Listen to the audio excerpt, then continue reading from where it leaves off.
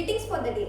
Aurangabad Vikasa brings you a series of podcasts to know renowned personalities in much better way. I am Janvi Rathi, Secretary Aurangabad Vikasa 2022 and 23, and it is genuinely a great honor for me to be part of this amazing team and great association. Aurangabad Vikasa is of the students, by the students, and for the students. This podcast series is started for the purpose of knowing what it takes to stand out and achieve the milestones in lives. Without further ado, let me introduce you all to our guest for today, the very energetic and dynamic faculty for Accounts and FR in India. The person who supports from classroom to exam room, CA Jay Chawla sir. First of all, I would like to congratulate you for the new member in your family, Dharve. Thank you. Sir need no introduction, but his contribution in life of CA students is actually very crucial. His YouTube channel has more than 70,000 subscribers. His simplified charts on accounting standards are truly a blessing, as accounting standard holds great weightage in our syllabus. So sir, to begin with, please tell us about your journey and what hardships you faced. Okay. So, see, I became a chartered accountant in 2011. Frankly speaking, जब हम school में होते थे तो हमें chartered accountancy के course के बारे में कुछ भी पता नहीं होता था कि ये सीए क्या है और क्या नहीं। वंस अपॉन अ टाइम जब मैंने सुना, I was in my school, मैं 11th क्लास में था, मैंने किसी सीनियर से सुना कि कोई कॉमर्स में अगर कोई आता है तो सीए का एक कोर्स होता है जो सबसे टफेस्ट कोर्स होता है। तो मैं मस्ती मजाक में अपनी टीचर से मस्ती करता था कि अच्छे से पढ़ाओ, मुझे सीए करना है। तब फ्रेंकली स्पीकिंग मैं कोई सीरियसली नहीं था, सोचा था मैंने कि मैं सचमुच में सीए करूँगा और मैं सीए बन जाऊँगा। बस सुना ही बातें, तो मैं सुना था कि हाँ सीए कुछ होता है तो देखेंगे। सो जब मेरा हायर सेकेंडरी कंप्लीट हुआ, फ्रेंकली स्पीकिंग कोई और ऑप्शन नहीं था तो इसीलिए सीए में घुस गया। मेरी जो फैमिली है वो बिजनेस क्लास फैमिली थी, लोअर मिडिल क्लास फैमिली थी। पापा मम्मी ने पहले ही बोल दिया था कि तुझे दुकान पे हमें नहीं बैठाना है, कुछ भी हो जाए, तुझे अपना कुछ करना है, तुझे दुकान पे नहीं बैठना है, तो तू अपना हिसाब से सोच के चल। तो पहले से ही माइंड में सेट था कि यार सीए करूँगा या कुछ भी करूँगा, पर एटलीस्ट अब तो पता है कि घर वालों पे डिपेंड तो नहीं होगा। तो इस वजह से फिर सीए में एंट्री मारी। सीए में जब एंट्री मारी तो उस टाइम पर इफ़ यू रिमेंबर 2006 में सीपीटी फर्स्ट टाइम आया था। मैं 2006 में मैंने सीपीटी दिया था और that was CPT came first time introduce that time. So मैं 2006 के सीपीटी का पहला प्रोडक्ट हूँ। तो अच्छे खासे मार्क्स आ गए, सब अच्छा चल रहा था, बहुत अच्छे मार्क्स आ गए, तो थोड़े से हवा में उड़ भी गए कि हाँ अपन है, तो इसीलिए इंटर में फेल हो गए। क्योंकि अच्छे मार्क्स आ जाते तो क्या हो जाता ना, लगता है कि हाँ अपन ने बहुत कुछ कर लिया एक्चुअली सीपीटी में। तो बाद में रियलाइज़ हुआ कि नहीं यार, सीपीटी तो बस ऐसे ही था, एंट्रेंस था। तो फिर इंटरमीडिएट में मेहनत करनी पड़ी, रियलाइज़ हुआ कि नहीं, इतना इजी नहीं है जितना इजी सोचा था। बट यस, एक चीज़ टारगेट कर ली थी जिस टाइम से मैं सीए में इंटर हुआ, एक चीज़ टारगेट कर ली थी कि अब कुछ भी हो जाए, मुझे मेरा टारगेट, मेरा जो फोकस है, मुझे उसको बिगाड़ना नहीं है। कुछ भी हो जाए, अब मुझे समय रहते हुए काम करना है, समय रहते हुए पढ़ाई करनी है। मैंने अपने रूम के अंदर, हालांकि मेरा कोई सेपरेट रूम तो था नहीं, बहुत ही छोटा सा 2 रूम का हमारा फैमिली था, पूरा 2 रूम का हमारा घर था जिसमें 6 लोग रहते थे। तो मैंने जहाँ मैं पढ़ता था वहाँ मैंने लिख दिया था 1 attempt is equal to 10 lakh करके, कि भाई सीधी बात है, एक अटेम्प्ट अगर मेरे हाथ से गया तो मेरे हाथ से 10 लाख रुपए चले गए। उस टाइम के 10 लाख मतलब 2009 की बात है। सो मैं हमेशा उसको देखता था कि 1 attempt is equal to 10 lakh, मतलब मेरा एक अटेम्प्ट लगा तो मेरे 10 लाख रुपए मेरे हाथ से गए।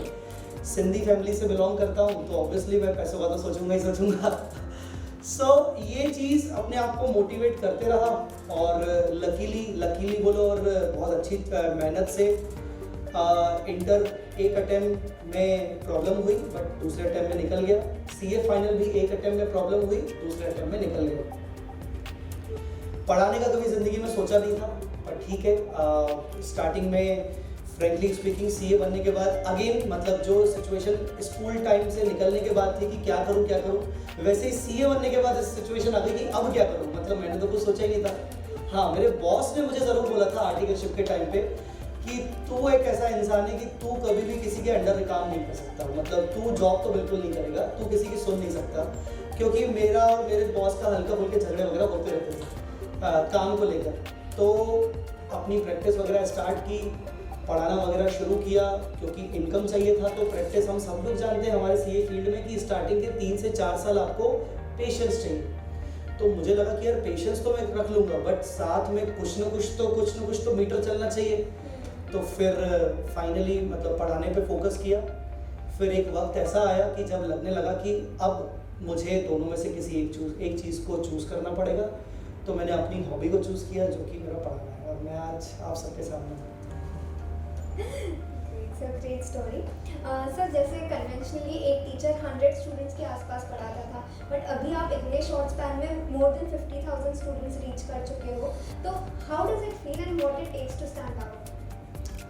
सी, मैंने कभी ज़िंदगी में नहीं सोचा था कि मैं जिस लेवल पर आज हूँ, मैं इस लेवल पर कभी पहुँच पाऊँगा। मैंने कभी नहीं सोचा था। मैं जब पढ़ाना शुरू किया था, मैंने एक लोकल एकेडमी में पढ़ाया था। 30 बच्चे, 40 बच्चे, 50 बच्चे, मैक्सिमम 100 बच्चे। तो हमें लगता था कि मुझे उस टाइम पे लगता था ठीक है ना, ये भी चल रहा है, ये भी अच्छा ही है, इसमें क्या बुरा है। मैं सबसे मेरी जो मुझे सबसे अच्छी बात लगती है, मैं कहीं ना कहीं अपने आप को मानता हूँ कि मैं संपन्न आदमी हूँ। मतलब मैं ज़्यादा इच्छाएं नहीं रखता हूँ। मेरे को लगता है कि जो है वो अच्छा ही है, इसका अगर आगे कुछ नहीं भी हुआ तो कोई बात नहीं। मैं अगर बहुत नीचे से उठ के आया हूँ, तो अगर मैं कभी ज़िंदगी में वापस नीचे चला भी गया तो मुझे अखरेगा नहीं, क्योंकि मैंने वो लाइफ देखी हुई है। तो मैं बोलूँगा कि ये जो आप बोल रहे हो कि 50,000 स्टूडेंट्स, इतने सारे स्टूडेंट्स, ये बस धीरे धीरे अपने आप होता चला गया। मुझे लगता है ये सिर्फ मेरी खुद की मेहनत नहीं है।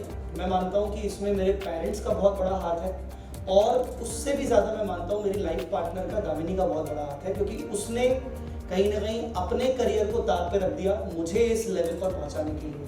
मुझे बहुत अच्छे से याद है जब when she was my girlfriend, क्योंकि शादी से पहले हम रिलेशनशिप में थे।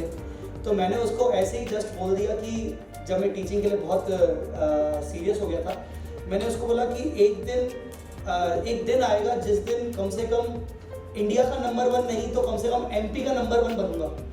तो मैंने तो इतना सीरियसली नहीं बोला वो चीज़, पर मेरी वाइफ ने इतना सीरियसली उसको लिया कि उसने मेरे ऊपर बहुत ज़्यादा काम किया। मुझे उसने बहुत सारी चीज़ों पर मोटिवेट किया, और इतना मोटिवेट किया कि उसने अपने करियर को पीछे रख दिया और बोला कि अब तो तेरे को नंबर 1 इंडिया में ही बनना है। आई डोंट नो, ये नंबर 1 नंबर 2 की चीज़ें तो चलती रहती हैं, बट हाँ अपने आप हो गया, अब वो ठीक है। तो आपको कभी ऐसे डिस्ट्रैक्शंस नहीं है रिलेशनशिप की वजह से? लाइक जनरली होता है ना, लोग अपना करियर होता है, डिस्ट्रैक्शंस होते हैं, बट इसमें डिपेंड करता है कि आपका और आपके लाइफ पार्टनर की अंडरस्टैंडिंग क्या है। मैं ये सबसे ज़्यादा इम्पोर्टेंट मानता हूँ कि आप अगर अपने पार्टनर को समझ रहे हो तो डेफिनेटली वो पार्टनर भी आपको समझेगा। अगर आपने भी उसको नहीं समझा तो वो भी फिर नहीं समझेगा। तो मुझे लगता है कि डिस्ट्रैक्शंस ऐसे ना के बराबर थे, और मेरे केस में तो डिस्ट्रैक्शन होने के चांसेस ज़्यादा थे, बिकॉज जब मैं पढ़ाता था, मैं टीचर था और शी वॉज माई स्टूडेंट। तो डिस्ट्रैक्शन होने के चांसेस तो बहुत ज़्यादा थे, बट हम लोगों ने जो सीखा है, अपनी फैमिली से सीखा है और वो सब सीखा है। तो मुझे शुरू से था कि यार मैं अगर किसी के साथ रिलेशनशिप में हूँ तो मुझे उसको अंत तक निभाना है। ऐसा नहीं कि कुछ कि चलो ठीक है रिलेशनशिप चल रहा है तो अपने हिसाब से है। तो डिस्ट्रैक्शन कभी कभार हुए, बट कभी उसने मुझे संभाला, कभी मैंने उसको संभाला, तो ऐसे चीज़ें मैनेज हो गई। सर, और हम लोगों ने सबने ही देखा है कि मैक्सिमम चार्टर्ड अकाउंटेंट्स इंट्रोवर्ट होते हैं। तो व्हाट आर यू, इंट्रोवर्ट और एक्सट्रोवर्ट? ये आपने जो क्वेश्चन पूछा है, मैं सच बताऊं तो मैं इंट्रोवर्ट नहीं सकता हूँ अभी भी। मतलब मुझे थोड़ा सा समय लगता है चीज़ों को और लोगों के साथ थोड़ा सा फैमिलियर होने में थोड़ा सा मुझे समय लगता है, but at the same time teaching ने मुझे थोड़ा सा इस चीज़ से बाहर निकाला। मतलब टीचिंग ने मुझे बहुत कुछ दिया, तो उसके साथ साथ जैसे आपके सामने बहुत सारे स्टूडेंट्स बैठे हुए हैं। शुरुआत के टाइम पे मेरे करियर के स्टार्टिंग में मुझे बहुत डर लगता था कि मैं कैसे फेस करूँगा सबको। तो धीरे धीरे ये चीज़ें मुझे सीखने को मिली, but at the same time मैं आज भी बोलूँगा कि मैं बहुत हद तक इंट्रोवर्ट हूँ। मेरी बीवी को मुझे इस चीज़ से उसको बहुत प्रॉब्लम है। वो बोलती है कि तुम किसी से ज़्यादा तक घुलते मिलते नहीं हो, तुम्हारा क्या है, तुम किसी से बात भी नहीं करते हो। तो यार टाइम था अपने पास। नहीं सर, बट जैसे हम लोग मैक्सिमम लोग इंट्रोवर्ट्स होते हैं, तो व्हाट आर योर एडवाइसेस कि हम ये फेस फेस को क्रैक कर सके? देखिए, मुझे लगता है एक लेवल ऑफ मेच्योरिटी इस पे बहुत ज़्यादा डिपेंड करती है। हमारे सीए में ना जो 3 साल का आर्टिकलशिप का टाइम होता है ना, that is the best part you have. मैं अगर मुझसे कोई पूछे कि पूरे सीए की जर्नी में तुम्हारा सबसे बेस्ट पार्ट क्या रहा, मैं बोलूँगा मेरा आर्टिकलशिप। बहुत सारे लोग बोलते हैं नहीं आर्टिकलशिप तो नहीं रहे, बॉस परेशान करता है, ये वो ऐसा वैसा। उस 3 साल की आर्टिकलशिप में आप जितना सीखते हो, सीखना मतलब नॉलेज वाइज सीखना नहीं, आप जितना मेच्योर होते हो, आप जितना क्लाइंट्स के साथ मिलकर मेच्योर होते हो, आप अपने बॉस से सीखते हो, वो सिचुएशन आपको कहीं ना कहीं इंट्रोवर्ट से एक्सट्रोवर्ट अपने आप बनाती है। तो मैं बोलता हूँ कि अगर आप सीए स्टूडेंट हो और आप इंट्रोवर्ट हो तो आप देखना आर्टिकलशिप के टाइम पर आपको ये चीज़ बहुत काम आएगी और आप अपने आप इम्प्रूव कर पाओगे। कहीं ना कहीं लोगों से जब आप मिलोगे घुलोगे तो देखो, सीए बनना इज द एंड रिजल्ट, वो ठीक है, बट ये बात एक फैक्ट है, जो बच्चा आज सीए कर रहा है, चाहे वो सीए बन सके चाहे नहीं बन सके, वो लाइफ में बहुत अच्छा इंसान बनेगा, ये बात गारंटीड है। कुछ भी हो जाए, क्योंकि उसने वो जो 3 साल जिए होंगे ना अच्छे से, अगर उसने अच्छे से किया होगा, डमी किया होगा तो आई डोंट नो, पर अगर उसने 3 साल अच्छे से किए होंगे ना, तो वो लाइफ में कुछ ना कुछ तो कर लेगा, बहुत अच्छा कर लेगा, उसको वो 3 साल सिखा देते हैं। तो मुझे लगता है कि वो एक जर्नी बहुत इंपॉर्टेंट है उस स्टूडेंट के लिए। तो आपका कोई पर्टिकुलर पीस ऑफ एडवाइस है कि like what should a person in his life he should focus on particular period like in articleship? मेरे हिसाब से आर्टिकलशिप की भी अगर बात करें तो आज के स्टूडेंट्स क्या सोचते हैं कि ना, मैंने देखा है कि हम ऐसी फॉर्म ज्वाइन कर ले जहाँ हमें ये सीखने को मिल जाए, हमें वो सीखने को मिल जाए, हमें टैक्स का काम आ जाए, हमें जीएसटी का काम आ जाए, हमें इंड एस का काम आ जाए। बस 3 साल ना बहुत कम पीरियड है, बहुत कम, और आप इस 3 साल में कुछ सीखने नहीं आ रहे हो, आप अपने आप को इंसान बना रहे हो। सिर्फ अभी तक आप बच्चे थे और अब आप मेच्योर होने आ रहे हो, और आपको ये फोकस करना चाहिए कि यार 3 साल में से लास्ट का ईयर तो आपका ज़्यादा अच्छा नहीं जाने वाला, क्योंकि लास्ट के ईयर्स में मोस्टली बच्चे छुट्टियों पे फोकस करते हैं और पढ़ाई पे फोकस करते हैं। तो जो स्टार्टिंग के जो 2 साल होते हैं वो आपके सीखने के होते हैं। आप कहीं पे भी जाओ, आप छोटी से छोटी फॉर्म में जाओ, बड़ी से बड़ी फॉर्म में जाओ, आप ये मत सोच के जाओ कि मैं जीएसटी करूँगा, मैं ट्रांसफर प्राइसिंग करूँगा, मैं कुछ लिटिगेशंस वगैरह करूँगा। आपको जो सीखने को मिल रहा है, अगर आपको एक बेसिक अकाउंटिंग भी सीखने को मिल रही है ना, वो भी आपको आगे चल के बहुत मेच्योर करेगी और आपको कुछ ना कुछ आपको फाइनेंशियली स्ट्रॉन्ग करने का तरीका बताएगी। तो स्टार्टिंग के जो 2 साल हैं उस पर अगर वो बच्चा फोकस कर ले तो बहुत उसको अच्छा मौका अच्छा मिलेगा। Also, sir, being a chartered accountant, account is most crucial subject in our lives. So, how important is accounting from your point of view? Very important actually. तो मैं very important क्यों बोलूँ? In a recent days हम जब देख रहे हैं कि अब ना अकाउंट सिर्फ वो डेबिट क्रेडिट वाली अकाउंट्स नहीं रहे, अब अकाउंट्स वो real account, personal account, nominal accounts वाली अकाउंट्स नहीं रहे। अभी का अकाउंट्स रिपोर्टिंग पर फोकस है। हम देख रहे हैं कि जितनी भी बड़ी लिस्टेड कंपनीज हैं, कहीं ना कहीं से कोई ना कोई स्कैम सामने आ रहा है। क्यों सब हो रहा है? क्योंकि प्रॉपर उन फाइनेंशियल स्टेटमेंट्स की रिपोर्टिंग ही प्रॉपर नहीं हो रही। तो आप देख रहे हो कि हमारे पास पहले अकाउंटिंग स्टैंडर्ड्स हुआ करते थे, अब हमारे पास क्या है? Indian accounting standards, end S है। तो ये इंड एस क्यों आए? इंड एस इसीलिए आए ताकि रिपोर्टिंग को और स्ट्रॉन्ग किया जाए। तो अकाउंट्स का रेलेवेंस तो इतना जबरदस्त बढ़ गया है कि बिना अकाउंट्स के आप फाइनेंशियल स्टेटमेंट्स को तो रीड भी नहीं कर पाओगे। मतलब अगर आपके पास अकाउंट्स की नॉलेज नहीं है, आपने कोई भी नॉलेज रख ली, आपने टैक्स की नॉलेज रख ली, आपने किसी प्रकार की नॉलेज रख ली, तो बिना अकाउंट्स के आप फाइनेंशियल स्टेटमेंट्स को समझ कैसे पाओगे? तो फाइनेंशियल स्टेटमेंट्स को अगर मुझे समझना है as a shareholder, financial statements को समझना है as a consultant, financial statements को अगर मुझे समझना है किसी भी स्टेक होल्डर के पॉइंट ऑफ व्यू से, तो अकाउंट्स का नॉलेज होना, इंड एस का नॉलेज होना आज के ज़माने में is a must for every student of chartered accountancy. For sure. So the balance between professional life and personal life is an art truly, and you have maintained it quite well. I can say that for sure. So I request you to guide us through.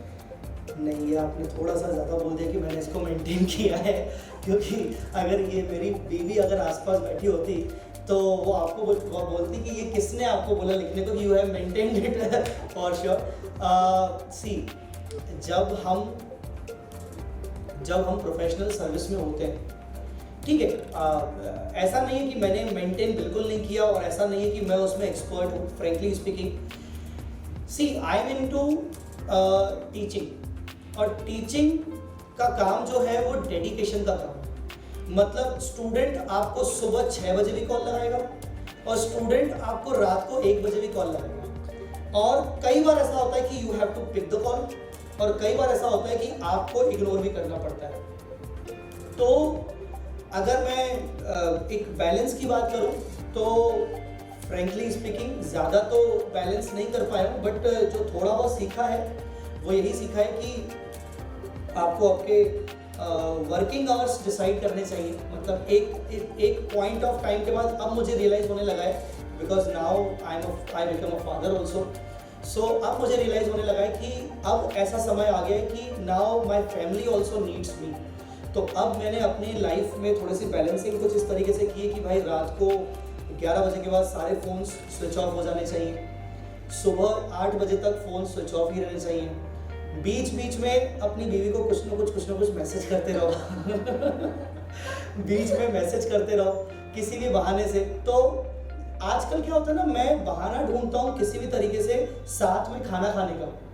मतलब बीच में ऐसा time आ गया था कि मैं अपने हिसाब से खाना खा रहा हूँ, सामने वाला अपने हिसाब से खाना खा रहा है, तो वो एक चीज़ें नहीं हो रही थी, अच्छे से नहीं हो रही थी। तो अब बहाने ढूंढने पड़ते हैं। अगर बैलेंस की बात करें तो बस आपको बहाने ढूंढने हैं किसी भी तरीके से कि यार इसको हटा के इसको ले लो, फिर इसके लिए बहाना निकालो, फिर दूसरे को ले लो। तो यही होता है बैलेंस मेंटेन करने का मतलब यही है कि आप बस बहाना ढूंढो और अपना काम निकालो। सर, आपकी और मैम की स्टोरी काफ़ी स्वीट है। Thank you. So, sir, what are your hobbies other than teaching? Other than teaching, cricket मेरी हॉबी है। मेरा क्रिकेट एक्चुअली मैं ये कहता हूँ सबको कि अगर आज मैं चार्टर्ड अकाउंटेंट नहीं होता तो मैं आज डिस्ट्रिक्ट लेवल पर या स्टेट लेवल पर अगर होता तो मैं एक अच्छा बहुत ज़्यादा फास्ट बॉलर होता। तो मेरी हॉबी है। अगर मैं बात करूँ, अगर मुझे मतलब मेरे सामने ऐसा है कि अगर कोई भी क्रिकेट खेलता हुआ दिखता है, कोई भी, मतलब मैं जिसको नहीं भी जानता हूँ, और मैं कहीं से जा रहा हूँ तो मैं अपनी गाड़ी रोकूंगा और पहले मैं मैच देखूंगा कि हाँ क्या चल रहा है, अच्छा ओके। अभी पिछली कुछ दिन पहले की बात है, पुणे में एक नया ग्राउंड अभी मैंने कहीं से जा रहा था, मैंने देखा एक नया ग्राउंड ओपन हुआ है, टर्फ ग्राउंड ओपन हुआ है जहाँ पर क्रिकेट ओपन होता है। अब पुणे में ना मेरे फ्रेंड्स को ज़्यादा फ्रेंड्स नहीं है फैकल्टीज़ को छोड़कर, और जितने भी फैकल्टीज है वो क्रिकेट नहीं खेलते एक तो मैं अकेला हूँ। तो मैं एक बार वो जा रहा था, मैंने देखा ग्राउंड पे क्रिकेट चल रहा है, तो मैं स्पेशली अंदर गया। मैंने उन लोगों से बोला कि अच्छा, मेरे को मराठी भी ज़्यादा अच्छे से नहीं आता, तो मैंने उनको जाके बोला कि आई रिक्वेस्ट कि आप मेरे को ना अपनी टीम में ले लो। आप कब कब खेलते हो, संडे को खेलते हो क्या? तो मैं ना खेलने आ जाऊँगा यार, बस मेरे को खेलना है। तो मैं इतना दीवाना हूँ। तो क्रिकेट एक है, और दूसरा थोड़ा बहुत म्यूज़िक, लिसनिंग टू म्यूज़िक थोड़ा बहुत, कि हाँ अगर मुझे अपना दिमाग ठंडा करना है तो थोड़ा बहुत music. Also, sir, I have seen your books so creative and concise. Do you have any plans of writing any book in future? अगर मुझे मौका मिला तो डेफिनेटली यस, मैं बुक ज़रूर लिखना चाहूँगा, और मैं बुक लिखूँगा अपनी वाइफ। एक्चुअली मतलब मेरे पास कोई और टॉपिक भी नहीं है फ्रेंकली स्पीकिंग, क्योंकि मेरी वाइफ ने जो भी मेरे लिए किया है, और मैं जितना मैं अच्छे से अपनी वाइफ को जानता हूँ, तो मैं डेफिनेटली अपनी वाइफ पे बुक लिखना चाहूँगा अगर मुझे कभी मौका मिला तो। हालांकि मैं इसमें बहुत ही बुरा हूँ, मतलब एकेडमिक बुक्स में बहुत अच्छा हूँ, बट ऐसे इस टाइप की बुक्स में मैं बहुत बुरा हूँ। मैंने कभी ऐसी कोई बुक पढ़ी भी नहीं है, बट अगर मुझे कोई मौका मिला तो मैं ज़रूर उस पर लिखूँगा। Again, very sweet. Also, reaching at a point of career, which means success to almost all of us. What keeps you driving, and how do you aspire to cross more milestones in future? What keeps me driving? See, आज का ज़माना जो है ना, वो artificial intelligence का ज़माना है। बस मैं हमेशा अपने माइंड में ये सोचता हूँ कि अगर मैंने यहाँ तक इतना सब कुछ पा लिया है, जो कि शायद एक टाइम पर मेरे लिए बहुत ही कठिन था, और मैं उसको देखता था कि मुझे लगता था कि ये सब मैं नहीं कर पाऊँगा, क्योंकि शुरू से मैं एक एवरेज स्टूडेंट रहा, बहुत ही एवरेज स्टूडेंट। पीछे बैठना, डर क्लास में कि अरे यार मुझे कोई टीचर देख ना ले, डाउट्स तो आते ही नहीं अपने को, डाउट्स अगर आते हैं तो पूछने का बहुत डर लगता है। तो अगर मैं वो वाला जय चावला देखूं और आज वाला जय चावला देखूं तो मुझे लगता है यार ट्रिमेंडस चेंज हुआ है, बहुत ही बड़े लेवल पर चेंज हुआ है। तो बस मुझे यही लगता है कि अगर इतना सब कुछ मैंने कर लिया तो अब तो बहुत सारी चीज़ें आसान है। अब तो कुछ भी करवा लो, अब तो कुछ भी करवा लो, लिटरली अब तो सामने आप बोल दो कि हाँ ये होना है। मुझे कभी कभार लगता है कि क्या हो जाएगा अगर मैंने मान लो कभी टीचिंग से हट गया तो क्या हो जाएगा। तो मुझे लगता है ठीक है यार, चार्टेड अकाउंटेंट है, कुछ ना कुछ तो कर ही लेंगे।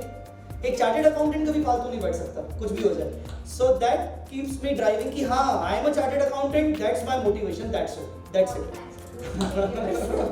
सो यही चीज़ है, ये जो दो शब्द है ना चार्टेड अकाउंटेंसी के CA, यही एक मेरे लिए सबसे बड़ा मोटिवेशन है कि मैंने अगर CA कर लिया तो मैं अब तो दुनिया में कुछ भी कर लूँगा, कुछ भी हो जाए। That's it. सर आपका हीरो कौन है except for close ones in your life? मेरा हीरो कौन? आपने बोल दिया except for the close ones. Otherwise your wife would have an answer. सही बात है। मेरे लाइफ में जिन लोगों ने मुझे चांस दी, जिन लोगों ने मुझे अपॉर्चुनिटी दी, जिनकी वजह से कहीं ना कहीं मैं आज यहाँ पर हूँ, उसके लिए मैं अगर बोलूँ तो मेरे मल्टीपल हीरोज़ हैं।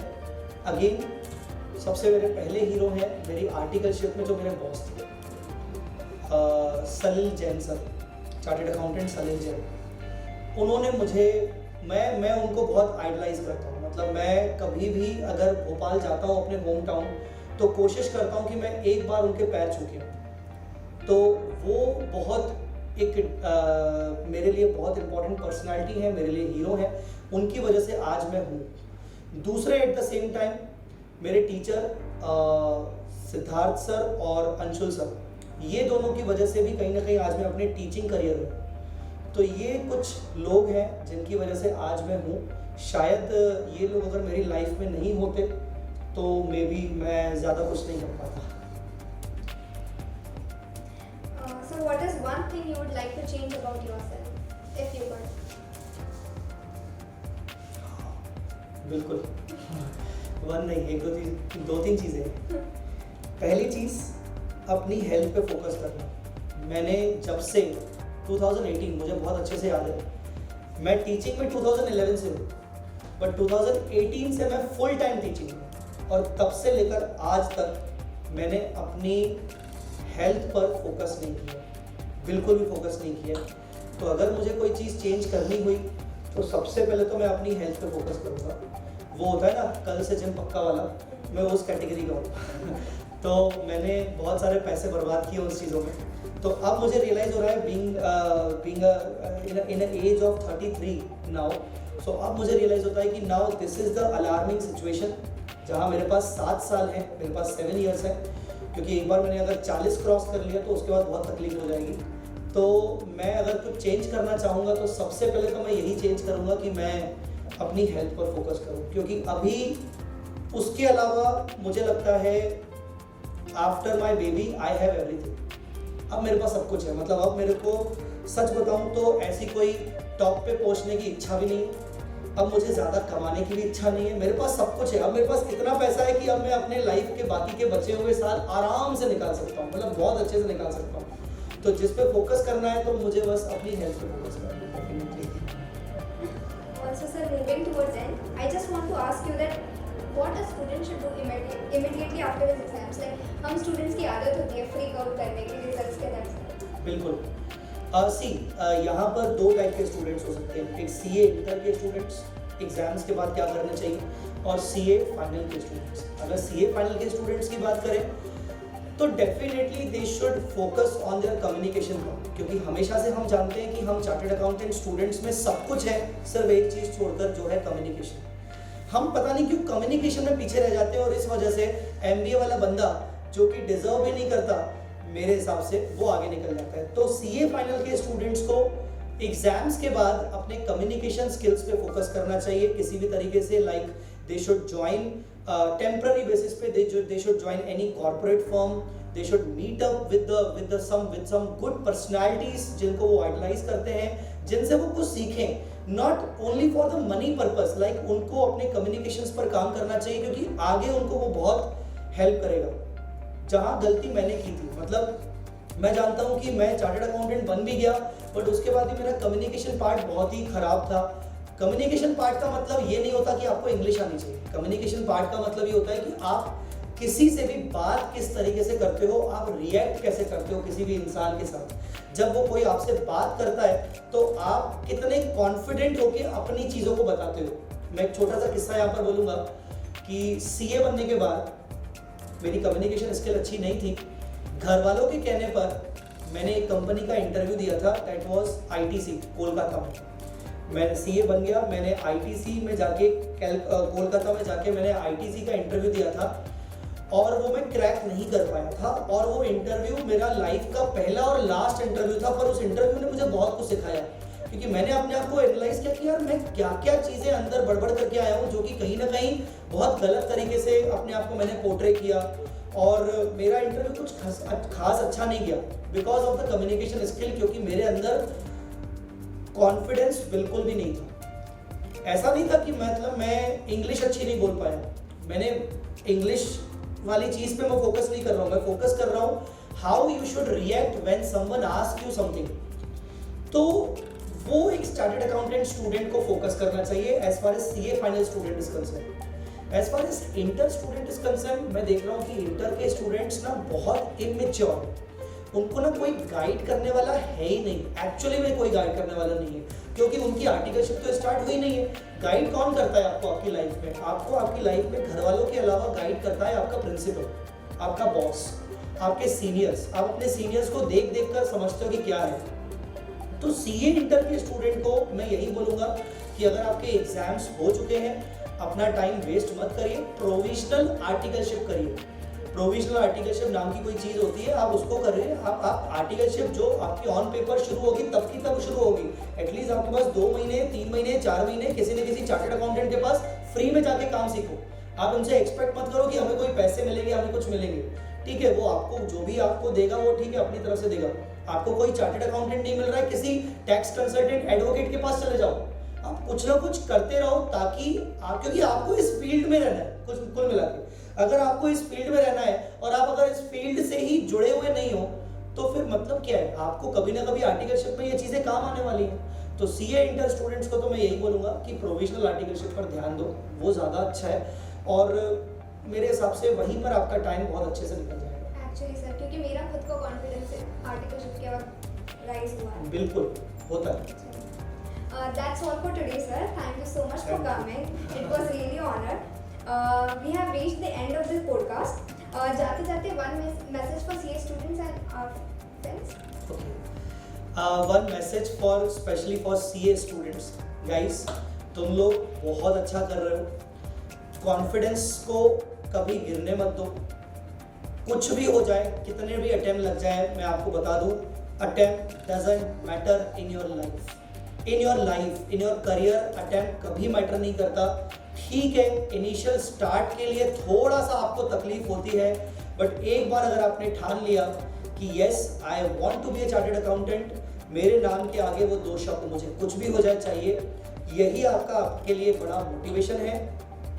अटेम्प्ट कितने भी लग जाए उससे फर्क नहीं पड़ता, क्योंकि सीए बनने के बाद सिर्फ जॉब एक लास्ट ऑप्शन नहीं होता, फर्स्ट एंड लास्ट ऑप्शन नहीं होता। आजकल तो लोग सेल्फ एम्प्लॉयड हैं, आजकल तो सीए बनने के बाद भी लोग स्टार्टअप करते हैं। आप बहुत बड़े बड़े नाम देख लो तो आपको बहुत सारे लोग दिखेंगे कि आजकल लोगों के पास मल्टीपल ऑप्शंस हैं। तो मेरा यही मैसेज है कि अपना कॉन्फिडेंस हमेशा बनाए रखें। कॉन्फिडेंस बनाने के लिए ऐसी कोई दवाई नहीं है, कॉन्फिडेंस बनाने के लिए कोई दवाई नहीं है। कॉन्फिडेंस बनाना है ना आपको, तो आप अपनी जिंदगी में कुछ ठान लीजिए। जैसे थोड़ी देर पहले हमारी बात हुई तो मैंने ठान लिया था कि मेरा एक अटेम्प्ट मतलब 10 लाख रुपए।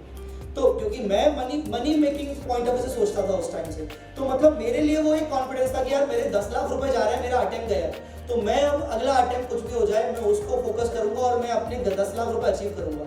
तो बस यही है कि आपको जो चीज़ जिंदगी में सबसे अच्छी लगती है आपके सीए करियर में को लेकर, आप उसको फोकस करके चलो और ज़रूर आप बहुत ज़्यादा आगे बढ़ोगे। एक और चीज़, सीए सिर्फ आपकी ज़िंदगी का एक पार्ट है, आपकी ज़िंदगी नहीं है। CA is a part of your life, CA is not a life.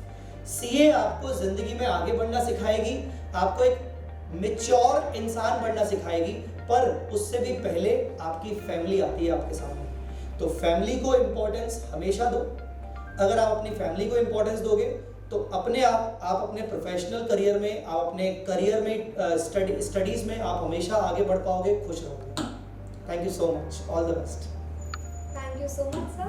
If you would like to sum up your experience at Aurangabad Vikasa. Yes, Aurangabad विकासा से तो मेरा पुराना रिश्ता है पुराना रिश्ता इन द सेंस कि मैं पहले भी औरंगाबाद आ चुका हूँ, मैं इसी जगह पर पढ़ा भी चुका हूँ, मुझे अच्छे से याद आ रहा है। कोविड से पहले मैं आया था, that was the first time opportunity Aurangabad gave me. And frankly speaking, मैं आज कन्फेस करूँगा एक चीज़, मैं बहुत सारे ब्रांचेस में गया हूँ, but Aurangabad branch is the first branch जिसने मुझे यहाँ पुणे शिफ्ट होने के बाद पहली बार अपॉर्चुनिटी दी 2-2.5 साल पहले। तो उसके लिए मैं रियली थैंकफुल रहूँगा औरंगाबाद ब्रांच का, और मैं कभी नहीं भूलूंगा उनको। So it is an honor for us. Thank you. Thank you so much, sir. Thank you so much. It was really great meeting Thank you so much. See you all at the next episode of Aurangabad Vikasa podcast.